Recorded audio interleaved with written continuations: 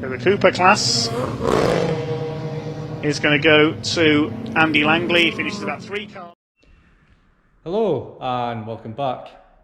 So in the last video I said this, nothing else really to do with the car, and I lied. So basically we looked at some of the footage from Silverstone. Me and Emma were both looking at it, and Emma was saying all day at Silverstone she thinks the car is a bit slow.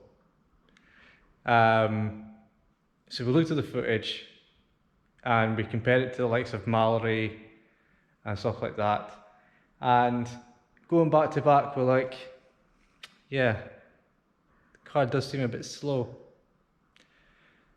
So I'm back up the car, I'm in amongst the ECU and a few other bits, and this is what I found. So first of all, the supercharger belt. I noticed that on the old one. It's only a little nick, but it has been on all season, and possibly it might have stretched, whatever, so I'll put a new one on. Brand new Continental. So I've done that. I also I was looking at the ECU and I noticed the inlet air temperatures were getting up quite a bit. Now we haven't changed anything other than this little air intake bitty here was actually missing. It's actually missing at the last round because the original one broke at Thruxton. So I managed to find a spare one, so I've put it back on, so hopefully we get a bit more cold air into there. Otherwise it's just sucking air in from the engine bay, and we do have, it does suck air in from up here as well, but I don't know how much. I still think the majority of it comes through here. So yeah, having that ducted should be a little bit better. And yeah, so that's really all I can find. Everything else looks okay. I'm going to put in, I've got sitting there ready to go, a new fuel filter and a fresh set of plugs. So I'm going to put them in. But I've just spent the last wee while playing with the ECU. Matty from MB Motorsport, if you're watching, I'm sorry, but I just had to go in and have a play. So basically Emma's also been complaining about the fact that the car makes this noise. Class. Now, I'm no tuner. I don't know what any of this means really, but what I found was, if we go into tuning, so what I found was the RPM at idle was set up a bit too high,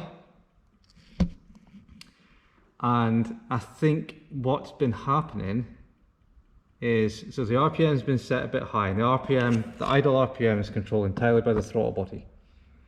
I don't think there's an idle control valve in these. I think it's entirely controlled by the throttle body. Somebody can correct me if I'm wrong, but that's what I think anyway.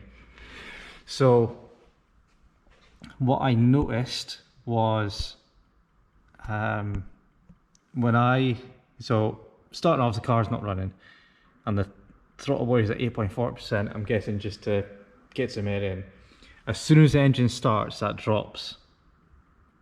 Now what I did was, obviously the car's cold just now, so when the car starts, this percentage drops, obviously closes the butterfly a little bit. And what I noticed was the idle is obviously, for a cold start, is set quite high. It's set to like 1350 or something like that. to obviously warm it up and then it'll come down. So I lowered that number. So I lowered the idle at start to 1,000, and this number got smaller. So to start with, it was about 6.5%. I lowered it down, I lowered the idle down, and this number went down to 5.9. And if we go into logging, obviously when the engine is warm, the engine idles lower, you need less throttle to keep it going. So if I go to a part where, so this is obviously during a gear change or something. So completely off the throttle, 6.4%.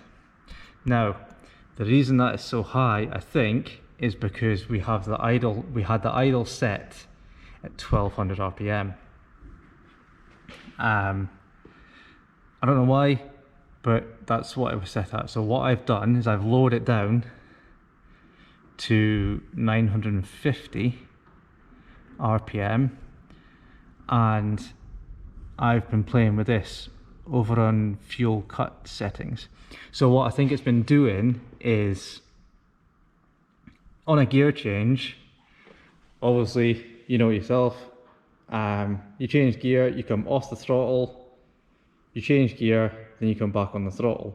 While you're off the throttle, you don't want fuel to be going in, or you don't want as much fuel to be going in. I think most modern cars, as soon as you come off the throttle, they just cut the fuel. If you continue putting fuel in, you get this noise, Class. which has been described as a DSG fart. Now, we don't have DSG, obviously. We don't like the sound, we don't think it sounds good at all. So what I'm hoping is, and somebody somebody correct me if I'm wrong, but I'm hoping that with this being a bit higher, so I've set it quite high at 5%, that's the throttle position. So basically when the throttle position is below 5%, it's going to cut the fuel, so long as the engine is above a certain RPM. So I think it's set to 1600 RPM. So yeah, so basically if you're up at 6000 RPM, you come completely off the throttle, it's going to cut the fuel. As long as that throttle position comes down below 5%, which hopefully with the lowered idle, it should now do, because it needs less throttle to maintain the idle, which should hopefully cut the fuel, which means we don't get the noise, which also means Emma will want to rev it out harder, because we initially thought that it was making that noise because she was hitting the rev limiter. So she's been changing lower and lower, but this car actually makes all this power right at the top end. Anyway, that's a load of waffle. Really sorry for that, but that's what I've been doing. If I'm wrong, well, I'm wrong and I can change it. But yeah, that's what I've been doing. I've been trying to make the car faster and not make that noise. Hopefully now, with the new belt, with the new bits that I'll put on there, and with this back on, hopefully it'll be faster. But we shall see.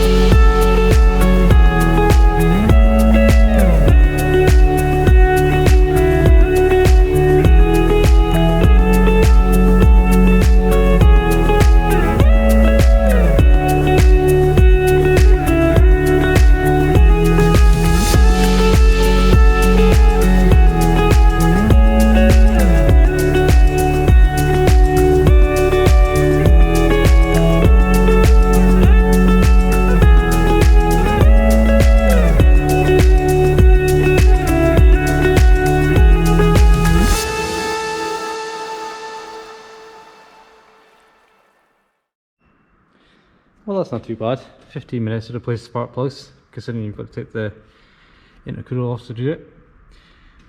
But that's them all done. I don't think the old plugs look too bad.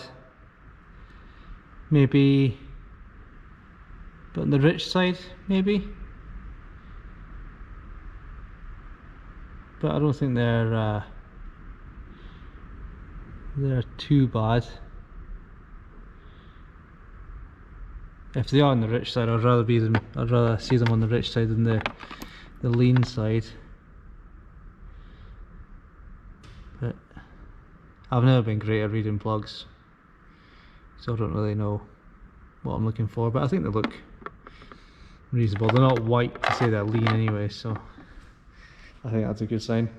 Yeah, I think we're done here. I'm just going to put the car back together, and yeah, we'll see how we get on. There'll be another video next week because I have something that's arrived that I'll be fitting very soon. But apart from that, car mechanically, engine wise, I think is done. Next week you'll see me fitting those things, and yeah, we'll be good to go to Donington. So see you next week.